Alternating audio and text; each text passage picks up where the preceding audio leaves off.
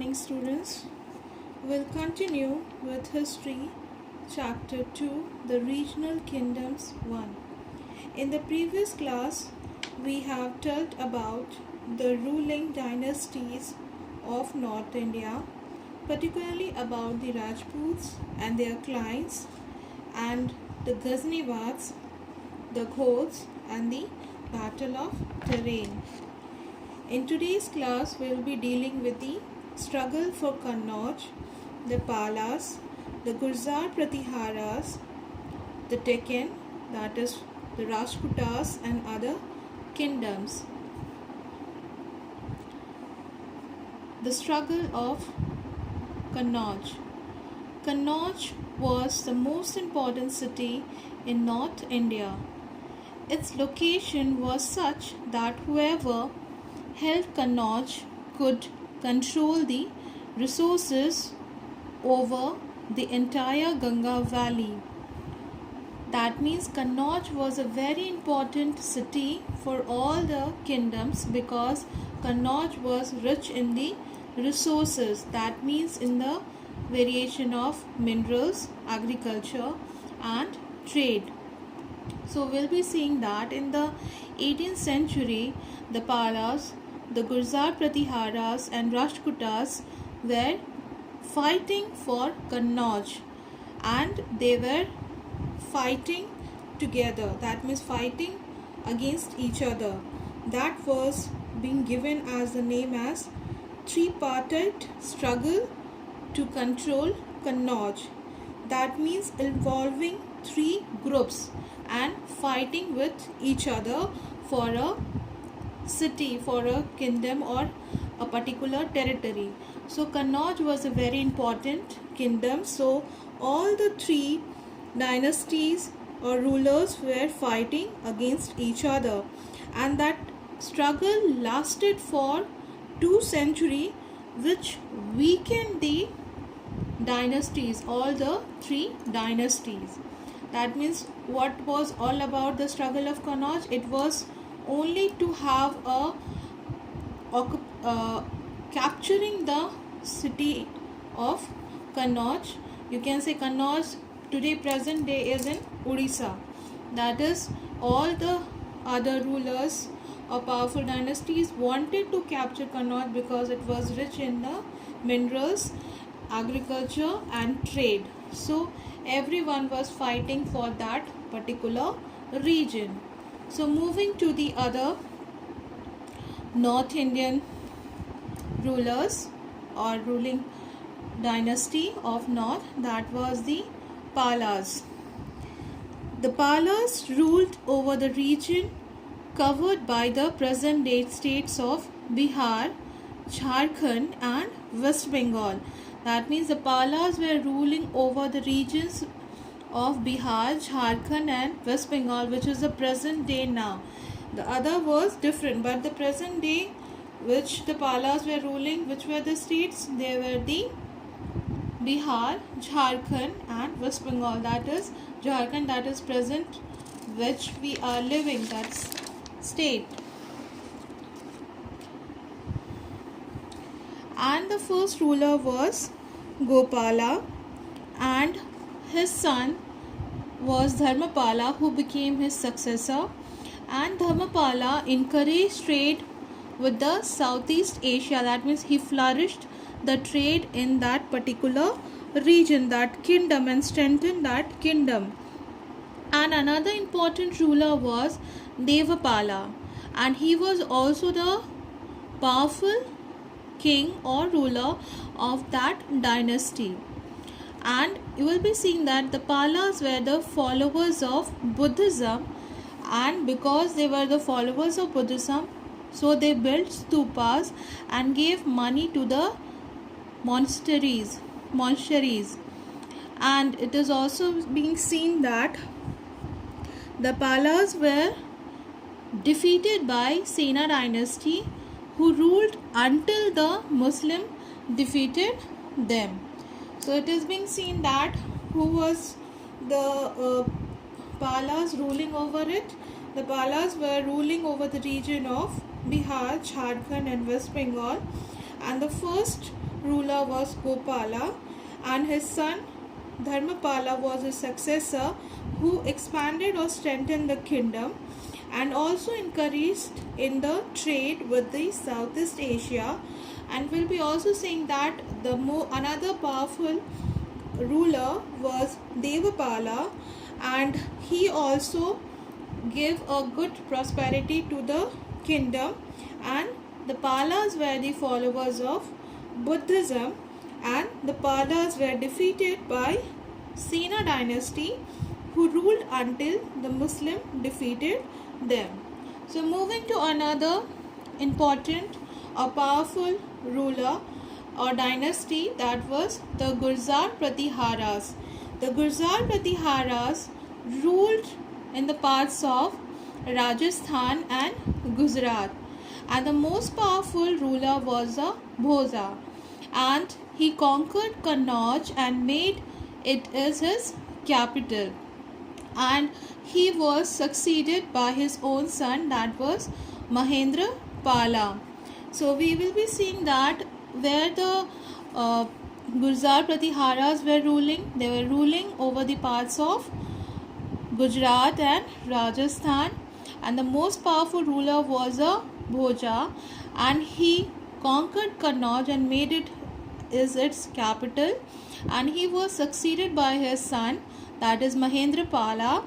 And because there was not so strong successor, so he could not defeat the other invaders who were coming to occupy the kingdom. So in 1018, Mahmud of Ghazni defeated the Pratihara rulers.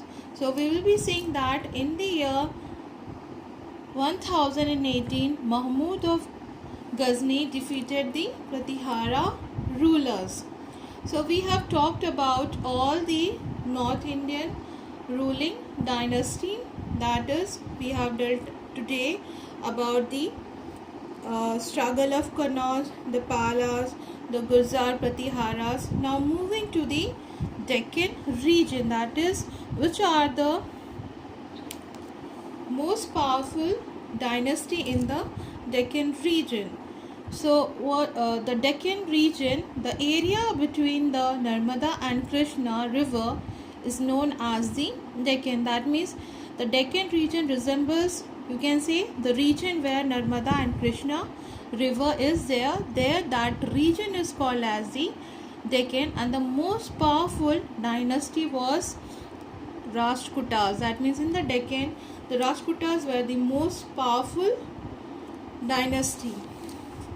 Now moving to that, the Rashtrakutas rose to the power in the 8th century under Dante Durga, and he and his successor Krishna I joined the Rashtrakuta ruler in the region of present-day Maharashtra. That means they took a hand together and they started ruling the region which is present in Maharashtra, and Malkhind was given the capital of Maharashtra. Here it is seen that the Rashtrakutas were having a continuous fight with Palas, Gurjar Pratiharas in the north, and it has also a clash with the Pallavas, Pandyas and Cholas in the south. So we'll be seeing that there has always been a continuous battle within the northern rulers and the southern rulers. So Rashtrakutas were always engaged in the fighting between the Palas, the Gurjar Pratiharas in the north, and in the south we have the Pallavas, Pandyas and the Cholas. But because of the continuous war, it weakened the Rashtrakutas, and it have an end that they were thrown away themselves or thrown out in the 10th century, since they became weak because of the continuous war against the other ruling dynasty. We'll be also saying that the Rashtrakutas were patterns of art, architecture and literature. That means they were so much having keen interest towards the art, architecture and literature. And we have also witnessed the famous Kailash temple at Ellora and the rock cut cave at Elephanta were curved during the reign of Rashtrakuta. So we can say that they were having so much love and affection towards art and architecture. So they built many of the temples, and the most important magnificent temple was Kailash temple at Ellora. And this ruler, the Rajputa's rulers, or you can say the rulers, also encouraged in the growth of regional language, especially the Kannada. Kannada language, it was most popular because they emphasized mostly in the regional languages. Now moving to the other Deccan rulers, that is other kingdoms, that is Yadavs of Devagiri.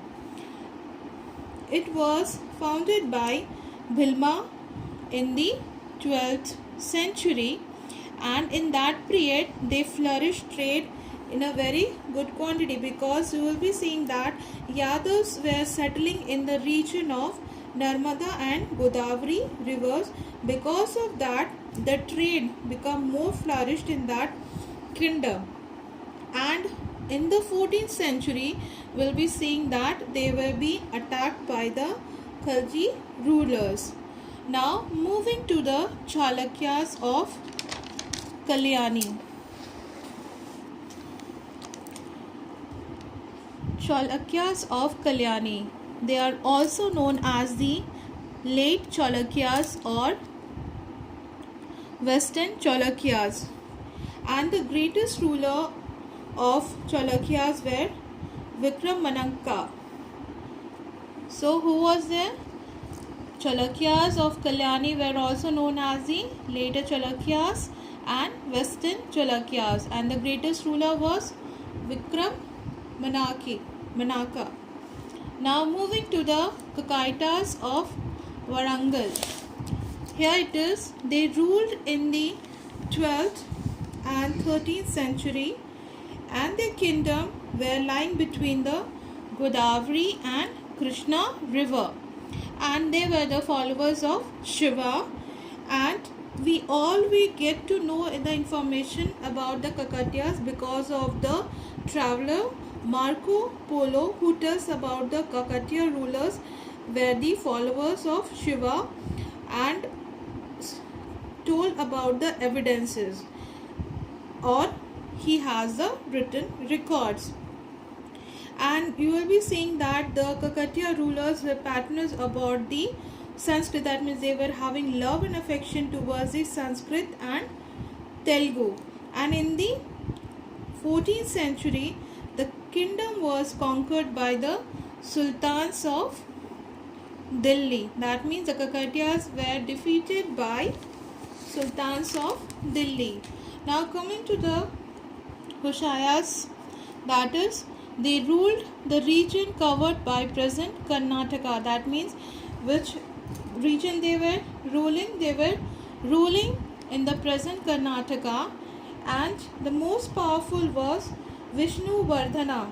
The most powerful king was or ruler was Vishnu Vardhana, and the kingdom was absorbed into the Delhi Sultanate. That means later it occupied or attacked by the Delhi Sultanate. That means this dynasty was also being defeated by Delhi Sultanate.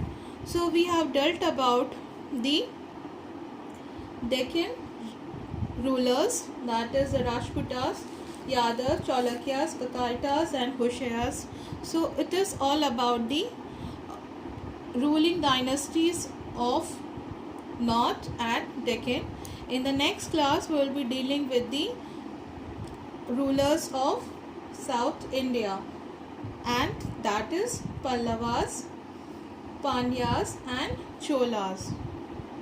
Please do the assignment in your fair copy, that is, which area was ruled by the Gujjar Pratiharas?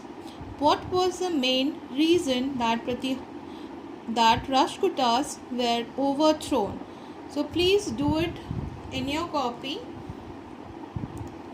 as a assignment. Thank you.